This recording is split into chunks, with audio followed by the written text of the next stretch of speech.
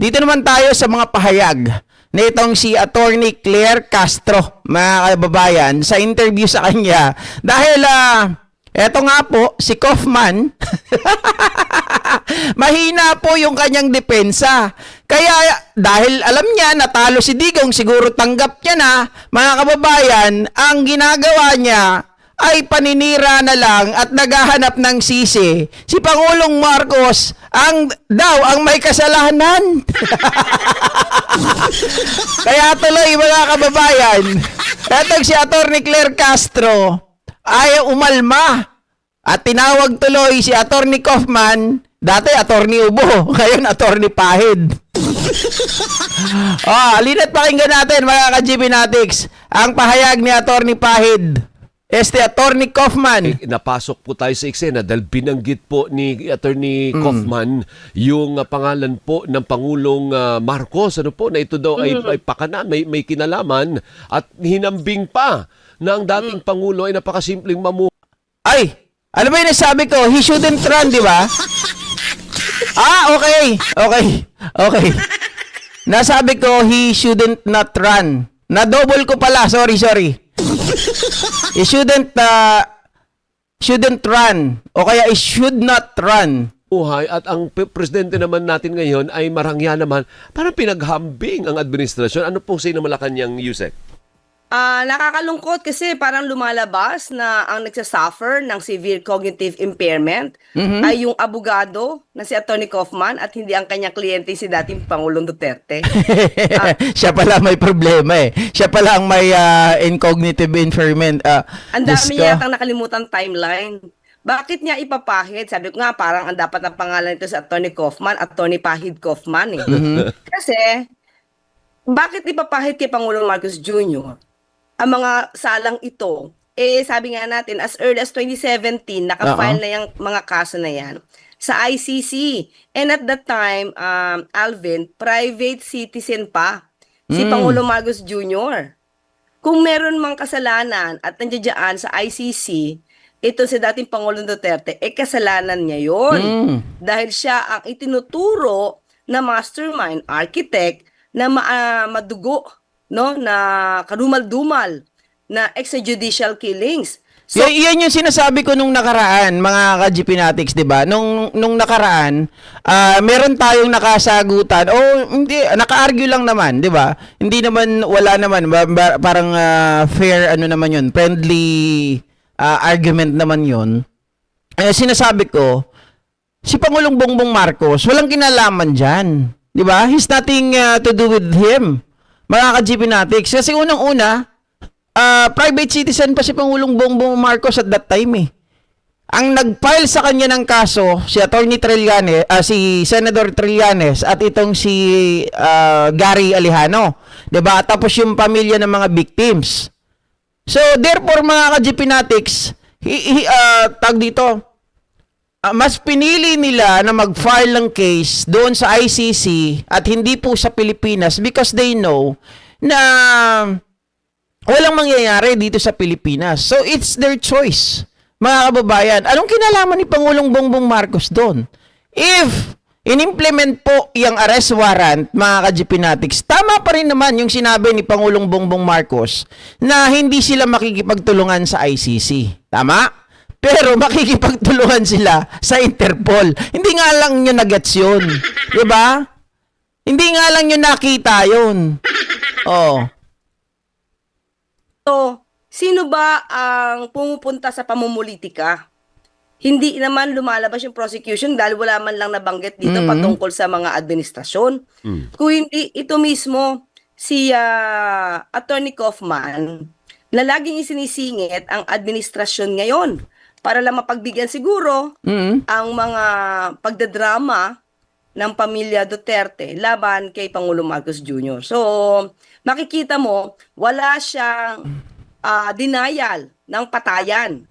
Pilit lang ikinakabit sa di umanong pamumulitika, samantalang 2017 pa ito naganap, or rather, 2017 pa ito isinampadyan sa ICC. So, ang layo walang connection dun sa patayan.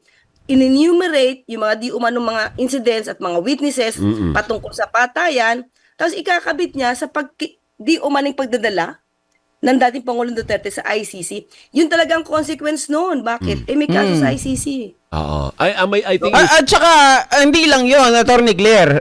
Idagdag na rin natin, nakasalanan mismo ni Digong Duterte, mga kababayan, kaya po, di ba tayo, sabihin natin, mga kababayan, kung tayo po ay member pa ng Rome Statute, so palagay ko yung 9851 ay hindi natin susundin yan, mga kababayan.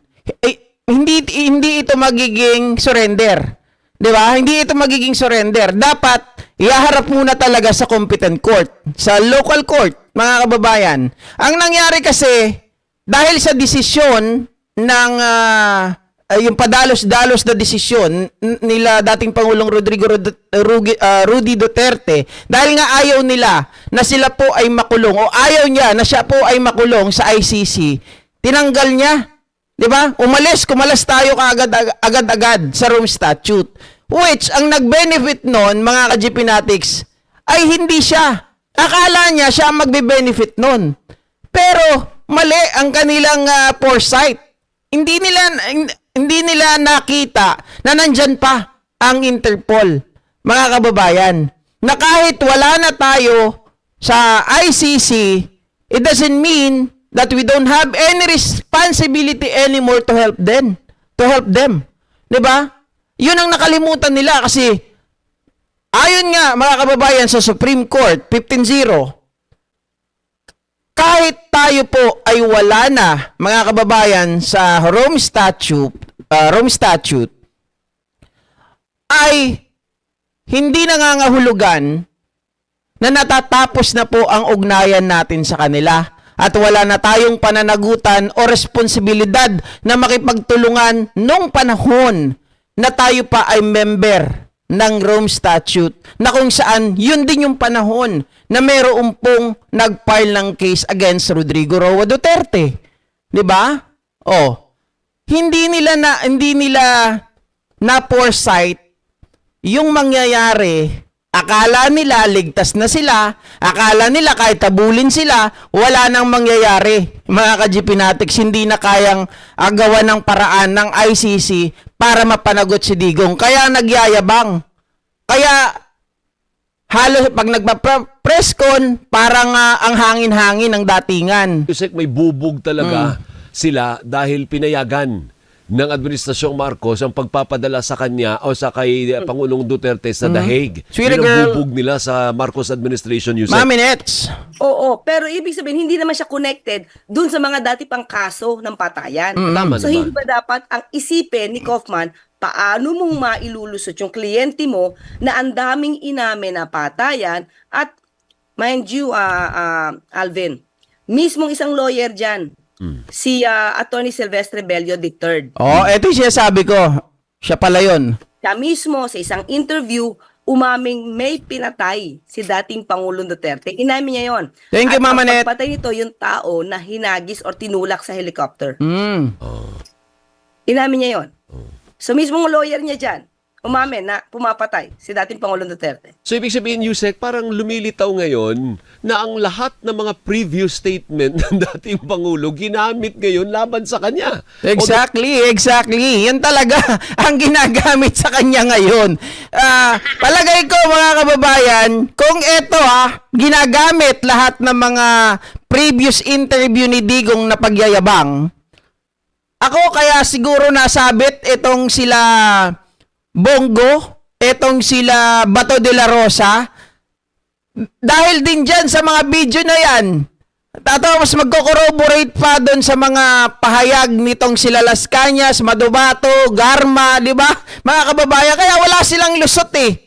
Sigurado ako dyan. Ito sabihin ng depensa, hindi, nag-cherry pick lang kayo eh. Pinili nyo. Pero a soundbite is a soundbite. Wala naman sinabing pagkatapos sa sound, hindi, joke. Wala naman sinabing gano'n eh. So, ginamit sa kanya ngayon, Yusek. Kahit sabihin mo cherry picking yon, pero hindi lang, ilang Sa dami. cherry? Sa Di naman dami. isa, dalawa, Ang tatlo. dami. At nagko-corroborate ito eh. Mm. Yung mga binanggit niyang admission dyan, nagko-corroborate doon sa mga witnesses at sa mga pagkakataon.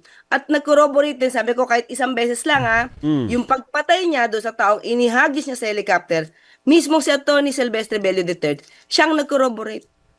And additional ko lang to additional ko lang to. Banggitin ko na ulit, si Mayor Magalong. Mismo si Mayor Magalong, kapamilya, ang nag-interview sa kanya, si Carmina Constantino, inamin niya na masama ang epekto, ang nangyari sa EJK dahil may mga pinatay na sinadya. May pinatay at nasa listahan na mga political rivalry lang daw. Okay, sabi dito ni Charlie Whiskey, prosecutors need to prove kung talagang nangyari yan. Alam nyo, mayroon nang nag-corroborate dyan bukod dun sa sinasabi na to Yung kaninang video ng pagpatay, mga kababayan, nung nasa palengke na 3 katao na magnanakaw, mabigat na yon. Ang isa pa, si Digong Duterte, bago pa magsalita si Digong Duterte, mga kababayan, unahin ko muna si Matubato ata o si Las Cañas. May binabanggit siya, mga ka-GPnatics, na ano rin yan, nabanggit din ni Attorney Joel Butuyan kagabi, na kung saan, mga ka-GPnatics, doon sa moske, natatandaan nyo? Yung moske na pinagpapatay nila yung mga Muslim. Tapos may nagpasabog pa dyan, kagagawa nila Digong Duterte. Binabanggit yan, mga kababayan. Inamin yan una ni Matubato. O Matubato o Las Cañas, di ako sigurado. Tapos, mga kababayan, sa isang interview ni Digong Duterte, inamin niya rin po yan galing sa bibig niya na sinabi niya, oo, pinagpapatay ko yung mga yon.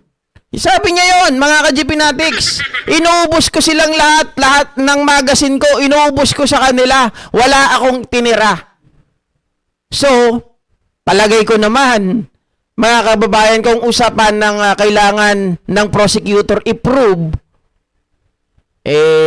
maliwanag yun. Kasi, coming from the horse's mouth, tapos may corroboration nung kanyang dating tao na unang nagsalita, parang ang ginawa ni Digong, mga kababayan, ineko niya. Ineko niya. So, that is an admittance and that is a solid evidence. 'Di ba? Solid evidence yun.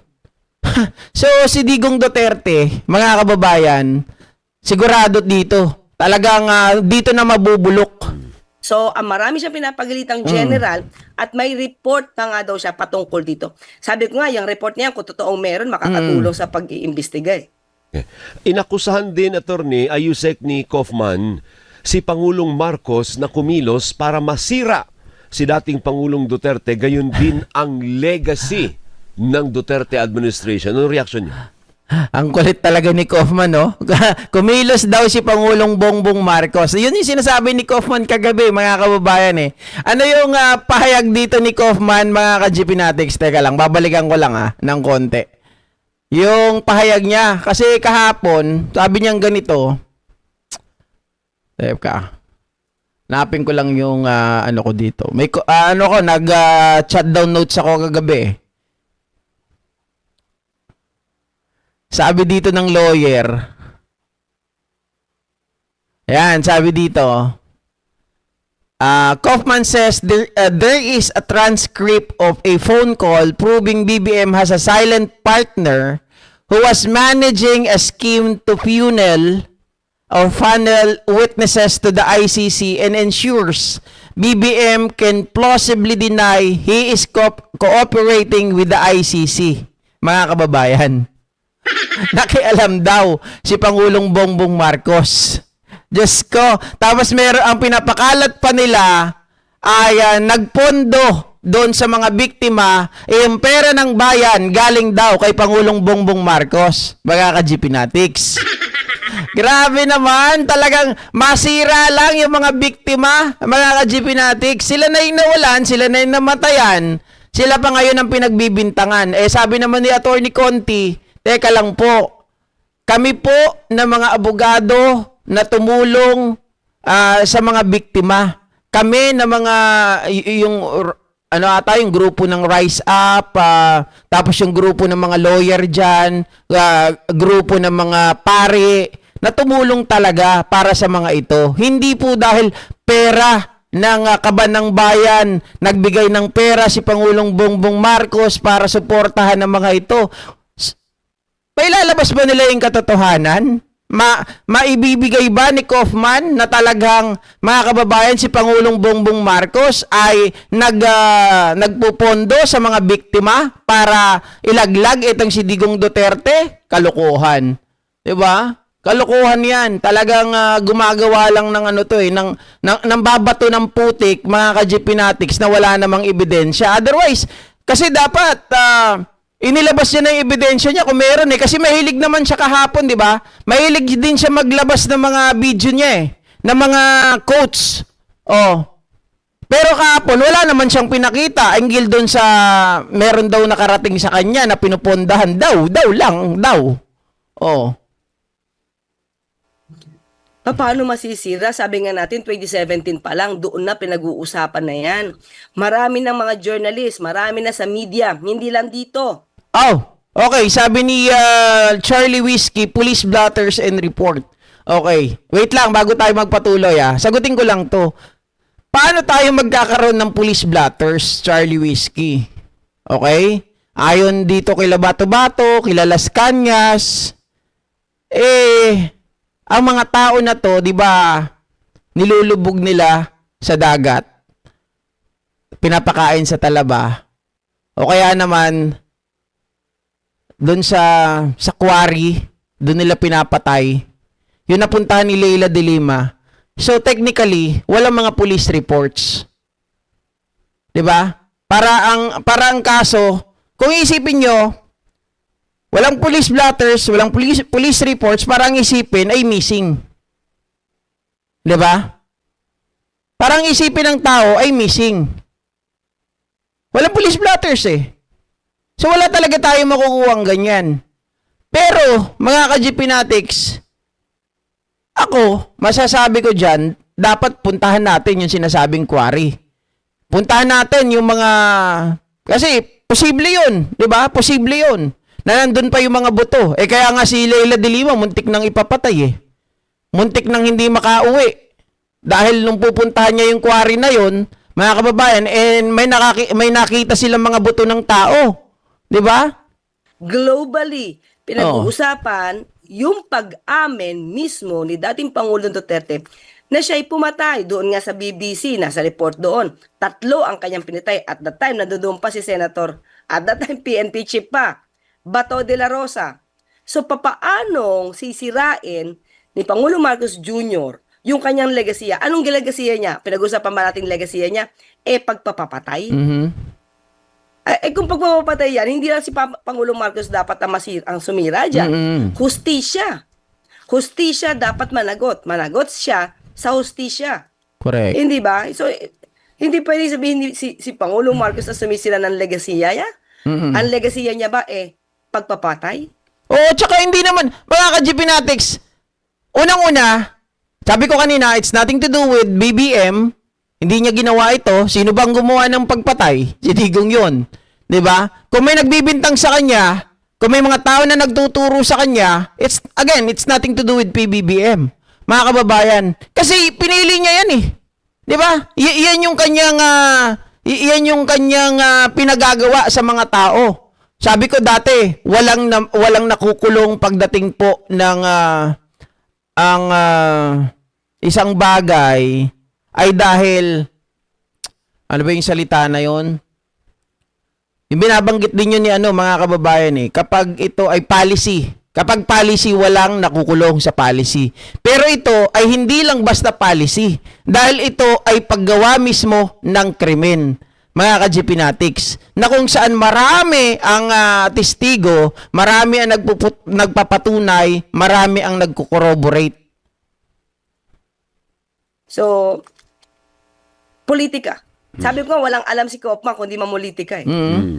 Sa liham sa pretrial chamber USEC, inakusahan ni dating Pangulong Duterte ang Office of the President na nasa likod ng sinasabing kidnapping at iginiit na isa siyang Pilipinong puwersahang isinakay ng eroplano para dalhin sa ICC Detention Center sa the Netherlands. Ano reaksyon niyo? Sabi nga natin, mahirap nga ito si Atty. Kaufman sa mga naratibo ng mga DDS nakikinig Unang-una, pinakita na natin dati pa, yung kidnapping na yan, walang katotohanan. Dahil unang-una, meron tayong batas, RA 9851, nakipag-coordinate sa Interpol. Meron tayong residual obligations para gampanan din ang ating obligasyon pagdating sa ating mga treaties saka sa international laws. Ngayon, mismo ang dating Pangulong Duterte, a day before siya maaresto, ang sabi niya, he is willing to be arrested pag nandiyan yung ICC warrant of arrest. Oo nga, sinabi nga niya yun. Parang diniklara nga niya, parang may sinabi pa siya dati na bring it on. May ganun pa siya May sinabi pa siya, Alvin, na bigyan niyo ako ng pamasahe, siya pupunta mismo sa ICC at magpapaimbestiga. Hindi nga pa pera binigay sa kanya transportation na Pero ang mas malupit dito mga ka-GPnatics, yung pahayag kahapon ni Attorney Joel Butuyan, mga ka-GPnatics. Sabi niya ganon, eto nga kayong ICC, nakaranas kayo ng pangaharas kay Digong Duterte. What more, mga kababayan, doon sa Pilipinas? Di ba? Totoo naman Biruin mo mga ka-GPnatics, yung mga judge daw ng ICC, pagsisipain niya, pagsasampalin niya, ratratin niya daw ng, di ba? Mga kababayan, nakaranas sila noon. Tapos, paano pa kaya sa sariling bayan, sa Pilipinas? Lalong-lalo na nung nasa pwesto, mas malupit. Yun yung wish niya yun yung hiling niya. So, ready siya for that. So, how can he say there's kidnapping? So, it's really padrama para maawa ang tao, appealing to the emotions of the Filipinos, and that's it. Wala siyang depensa. Depensahan niya yung mga patayan, hindi yung pamumulitika. Again, binalik na naman ulit sa kanya kasi siya din naman nagdeklara nun. Sabi niya, willing siya Sabi niya, bigyan niyo akong pamasahe, pupunta ako doon. Tapos sa mga previously, sabi niya, bring it on. Edi siya mismo nagsabi na pwede. Yes. Walang pamimilit doon. Unang-una, sabi nga natin, may gusto siya noon. Tapos sumunod tayo sa batas. Tapos Alvin, tandaan natin, doon pa lang sa Villamor Air Base, meron na doon lawyer Nandun na si Medialdea. Nandun na si, yung isa? I forgot na name. Yung dating si Delgra. Si Delgra. Delgra.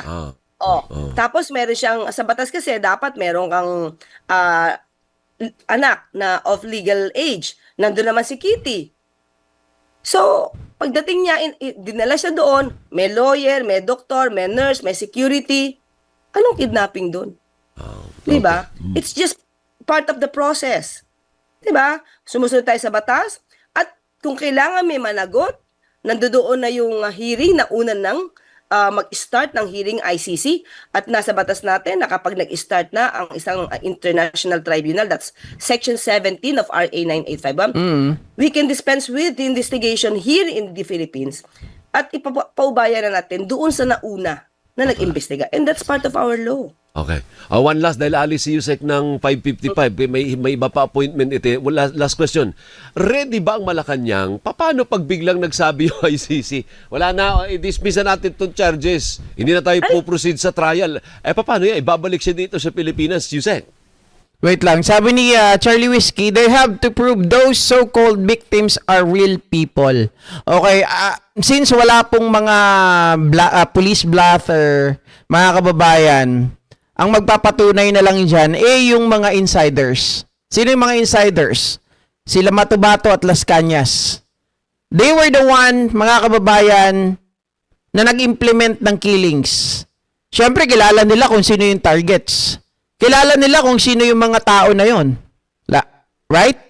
Mga kababayan, yung mga pinatay nila. Meron silang record yan. So, naniniwala ko, mga kababayan, nalalabas at lalabas yan. Papangalanan yan kapag nandun na tayo sa trial. Magsasalita yan sila Matubato, sila Las Cañas, kung sino yung mga pinatay nila. Hindi naman basta-basta na wala silang papangalanan. Kasi pag otherwise, mangyayari dyan, magiging chismis yan kapag hindi nila napangalanan kung wala silang listahan. 'Di ba? Sabi nga ni Matubato, he killed at least 50. Oh. So yung 50 na yon, may listahan siya nun. Walang problema. Sa atin lang naman sumusunod tayo sa batas. Kung anong sasabihin ng ICC at ano magiging proseso dyan, syempre dapat igalang yan. So ready naman ang Malacanang sakaling ang desisyon ng ICC halimbawa there is no basis to proceed to wala pa po tayong trial, di ba? There is no Wala basis pa. to proceed to trial. You return that former president to his home country. Naku po, Diyos ko, ibabalik. Hindi. Ibig sabihin nun, parang nagtagumpay ngayon si Duterte, magbubunyi yun. At kung gano'n naman ang decision, yun ang hustisya naman para sa kanya. Ang administrasyon naman ito ay hustisya. Either sa nabiktima and doon sa akusado. Kung sinabi na walang may linaw na ebidensya, tagumpay yun ng hustisya dahil binigyan din ng hustisya. may yung due matagal process. na pinagbibintang Tama. na pumapatay. Okay. Ganun Pero kayo abogado kami kasi hindi, di ba? Ordinaryo Oo. pag sa tingin ng abogado, mukhang uusad ba? Batay sa napakinggan mo kahapon. Uusad? Kasi first day pa lang naman, ano? Parang dapat ba umusad sa trial? O parang alanganin personal din? ko to, Oo, personal. Personal Kasi, take ko to. kasi lawyer po si Personal take Yusek ko to. eh. Oh, go. Marami kasing nabanggit na mga instances ang prosecution. Tapos, ang binabanggit lang ni Kaufman, cherry picking, hyperbole, kasalanan ng media, masyadong magaganda ang larawan ng family grieving, tapos ibinabato niya sa Pangulo. Wala siyang depensa. Wala. 'Di ba? Ako as a lawyer, wala akong nakita sa kanyang depensa kundi pamumulitika. Nagdadrama. Tuloy sinasabi, ginagamit na ng drama to para makasurvive sa political career ang vice-presidente. So, dapat, as a lawyer, hanapan niya ito na magandang depensa dahil never niyang dininay na pumatay si dating Pangulong Duterte. Tingnan mo doon sa kanya mga statements. Wala siyang dinayan. Well, totoo yan na di ba dapat mga kababayan mag-focus siya sa depensa na wala tong pinatay. Kaya lang the video speaks itself. Those videos na pinapakita mga kababayan and a lot of videos out there na nakakalat-kalat na kinukuha, kinakapture mismo ng ICC para gamitin mismo kay Digong Duterte. Dito sa kampo ni Kaufman, how he can be able to defend his client, mga kababayan. Ano ang pwede niyang maging depensa doon? Nakikita ko kahapon, ang kanyang mga depensa ay sabi dito, cherry picking, paninira lang ng Pangulo, mga kababayan, sinisira lang yung kanyang legacy. Pero ang totoo, yan ay mga nanggaling lang sa mga bibig ng mga DDS. Di ba? What we wanted is yung facts. Mga kababayan, meron ka bang maipapakita na facts na totoo yung sinasabi mo? Di ba? Kung ito ay nanggaling lang sa bibig ng mga tao, ng mga DDS na sumusuporta kay Digong Duterte, that is not facts. That is a opinion. Maliwanag yun. So, hindi mo dinidepensahan si Digong. You are, mga kababayan, ang rhetoric mo ay political, di ba? Political rhetoric. Ikaw yun. Binabaliktad mo eh. Sus ko.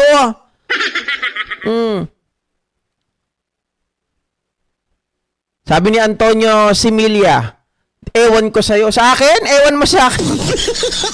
Maliwanag po yung sinasabi ko, ewan mo pa sa akin.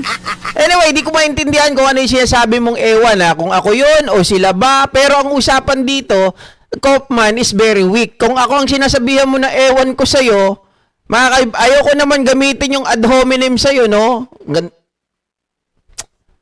Pero maliwanag na maliwanag si Kaufman ay hindi po dumidepensa. Naghahanap po siya ng paawa. He just appealing to the public. Paawa effect yung ginagawa ni Kaufman. Hindi yan gawain ng isang trial lawyer.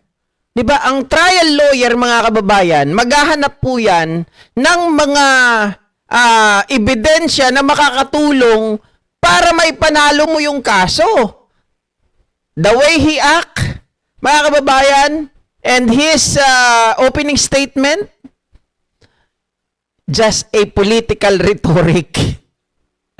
Yan ang katotohanan.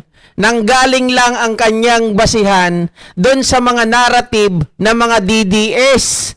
Oh. Hindi yun, walang nanarrate na facts doon. Walang narration of facts. Mga kababayan, lahat yan ay opinion ng mga DDS. Kaya nga itong si Kaufman ay certified DDS na ngayon. Di ba? Binasa lang kasi yung script galing sa DDS. Oh. Wala. Paano niya i-debunk yun? It was Rodrigo Duterte who admitted the crimes. Mga kababayan, galing mismo sa kanyang bibig. Hindi lang yan. Under oath nung siya ay nasa Senado. Under oath nung siya po ay nasa Kongreso. Oh. So, paano papasubalian? Paano po nila lalabanan ni Kaufman yun? Di ba? Oh, sabi ni Antonio Similla, walang facts talaga. Walang facts yung pinagsasabi ni Kaufman. Di ba? Hindi, kaya nga po inaano ko kinokorek ko kung ako ba yung sinasabihan ng Sir Antonio Similla, baka magkamali tayo. I-bash ko siya, di ba? Oo. Puso mo, GP. Hindi, mga kababayan. Wala yan. Tayo naman ano lang talaga dito. Di ba?